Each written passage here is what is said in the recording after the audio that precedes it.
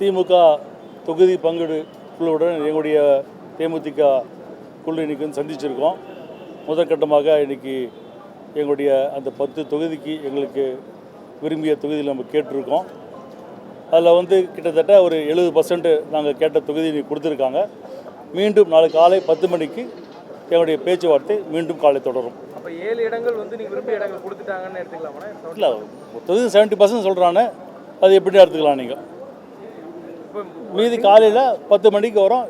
நாளைக்கு காலையில் 10 மணிக்கு ஒரு 11 மணிக்குள்ளே எங்களுடைய அனைத்து தொகுதி லிஸ்ட்டு எங்கள் கட்சியுடைய பொதுச் செயலாளர்கிட்ட ஒப்படைப்போம். நாங்கள் சொல்கிறோம், அது காலை சொல்கிறோம். ஒரே சிங்கிள் சிட்டிங்லேயே உங்களுடைய உடன்பாடை கையொப்பம் பண்ணீங்க. இன்றைக்கி முதல் சிட்டிங் இதிலே நீங்கள் முடிச்சிருப்பீங்கன்னு எதிர்பார்க்க இருந்தது. இல்லை, முடிஞ்சிருக்கோம்.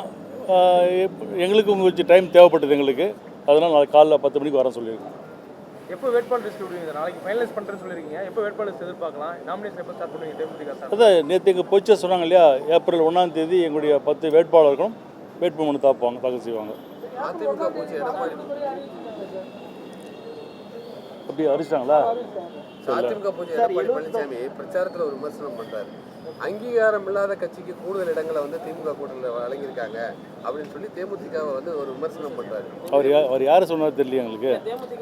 திமுக கூட்டணியில் அங்கீகாரம் இல்லாத கட்சிக்கு கூடுதல் இடங்களை வழங்கியிருக்காங்க அப்படின்னு சொல்லி ஒரு விமர்சனம். அதாவது 2011 தேமுதிக இல்லாமல் அந்த அதிமுக ஆட்சியாக வந்திருக்காது.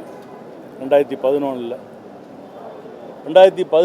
இன்றைக்கி பேசுகின்ற அதிமுகவுடைய பொதுச் செயலாளர் எங்கே இருந்தார் என்று அவருக்கு தெரியும், எங்களுக்கும் தெரியும்.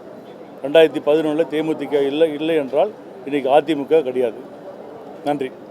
செய்திகளை உடனுக்குடன் தெரிந்து கொள்ள கீழ்க்கண்ட கேபிள் மற்றும் டிடிஹெச் நெட்வொர்க்குகளில் எம்நாடு செய்தி தொலைக்காட்சியை காணுங்கள். பாதகம் செய்பவரை கண்டால் நாம் பயம் கொள்ளலாகாது பாப்பா. மோதி மிதித்துவிடு பாப்பா, அவர் முகத்தில் உமிழ்ந்துவிடு பாப்பா. அண்மை செய்திகளை உடனுக்குடன் தெரிந்து கொள்ள இணைந்திருங்கள் எம்நாடு தொலைக்காட்சியுடன்.